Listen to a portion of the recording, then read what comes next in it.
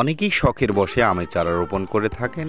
পরবর্তীতে গ্রাফটিং শেষে উঠানোর সময় একটু সমস্যা হয়, সেটা হচ্ছে উঠানোর সময় গাছগুলো মরে যায় কিংবা উঠানোর সঠিক প্রসেসটা অনেকেই জানে না।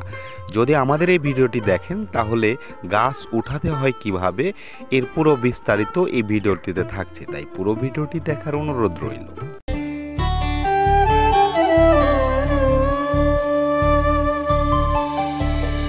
আসসালামু আলাইকুম। প্রথমত আপনাকে একটি গাছ নির্বাচন করে নিতে হবে যে গাছটি উঠানোর উপযোগী। তারপরে আমার ভিডিওতে দেখানো অনুসারে একটি নিড়ানি নিতে হবে, যে নিড়ানিতে সামনের চাইতে পেছনের অংশে যেন বেশি ধার থাকে এমন একটা নিড়ানি নিতে হবে। অথবা আপনি শাবলও ব্যবহার করতে পারেন এবং আমার ভিডিওতে যেভাবে দেখতে পাচ্ছেন ঠিক এই প্রসেসেই যাদের হাঁড়িতে রাখা প্রয়োজন তারা এই প্রসেসে করতে পারেন।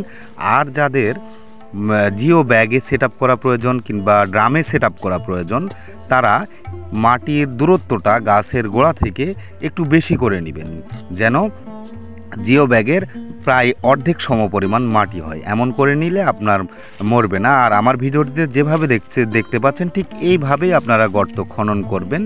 যদি এই প্রসেসের বাইরে যায় তাহলে আপনার গাছটি মারা যাওয়ার সম্ভাবনা রয়েছে।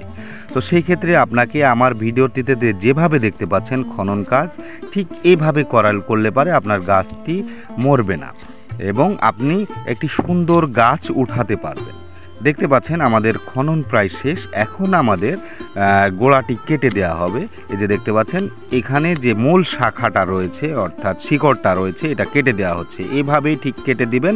দেওয়ার পরের কাজই হচ্ছে এটা পলি দিয়ে জোড়ে মাটি দিয়ে ঢেকে রাখা, তাহলে আপনার কাজ শেষ। এই পলি দেওয়ার পরই আপনি যদি মাটি দিয়ে 15 থেকে 20 দিন রেখে দেন চাপা দিয়ে, তাহলে নতুন শিকড় গজাবে এবং আপনার গাছটি উঠানোর উপযোগী হবে। মনে রাখবেন 15 থেকে 20 দিন পর এই গাছগুলো উঠাতে পারবেন। তো আশা করছি ভিডিওটি উপকার হলে অবশ্যই আমাদের চ্যানেলে সাবস্ক্রাইব করে নেবেন। ধন্যবাদ সবাইকে।